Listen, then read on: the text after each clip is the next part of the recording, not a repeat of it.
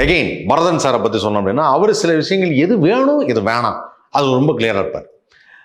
கிளைமேக்ஸில் என்ன சொல்லியிருக்காங்கன்னா, ராஜ்கமல் சார், ராஜ்கமல் ப்ரொடக்ஷனுங்கிறதுனால இவர் கமல் சார் சொல்லியிருக்காரு, ஓகே இது ஒரு தேவர்களுக்குள்ள ஒரு பெரிய வார், நாம் எல்லா ஆர்டிஸ்ட்டையும் இறக்கிட்டேன் அப்படின்னு சொல்லிட்டு ஃபுல்லாக ஜூனியர் ஆர்டிஸ்ட் கத்தி கப்படாவோட கிளம்பி லாரியில் வந்துட்டான். ஃபுல்லாக லாரியில் வந்தோடனே கமல் சார் வந்து பார்த்து பரதன் கேட்டாரான், எதுக்கு போய் இல்லை லாரியில் வந்தேன் அப்படின்னாரான்.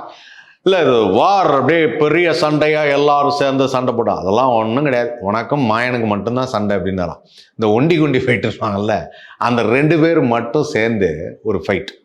அந்த ஃபைட்டு முடிஞ்சோன்னா அவர் சொல்லுவார், போங்கடா போய் புள்ள குட்டிகளை படி வைங்கடா, எங்கள் இடத்துல உங்களை மாதிரி மாற்றிட்டீங்களே அப்படின்னு சொல்லிட்டு அழுதுகிட்டே போவார். இப்போ என்னன்னா அந்த ஒண்டி கொண்டி ஃபைட்டு மட்டும் பரதன் சார் வந்து டிசைட் பண்ண ஒரு விஷயம், இல்லைன்னா அது வேற மாதிரி ஒரு ஃபைட்டாக இருந்திருக்கும், பெரிய வார் அப்படின்னு சொல்லிட்டு. அந்த ஏன்னா இவருக்கு லார்ஜர் தன் லைஃப்பில் படம் எடுக்கிறது அப்படிங்கிறது கமல் சாருக்கு எப்போன்னு இன்னும் அந்த ஆர்வத்தோட இருப்பார். அவருக்கு வந்து எப்படியாவது தமிழ் சினிமாவை வந்து ஒரு பெரிய உலகளாவிய சினிமாவை கொண்டு போகணும் அப்படிங்கிறதுல இன்னைக்கும் அவர் தூக்கத்திலையும் இருக்கக்கூடிய நினைவு வந்து அதை மாற்றவே முடியாது.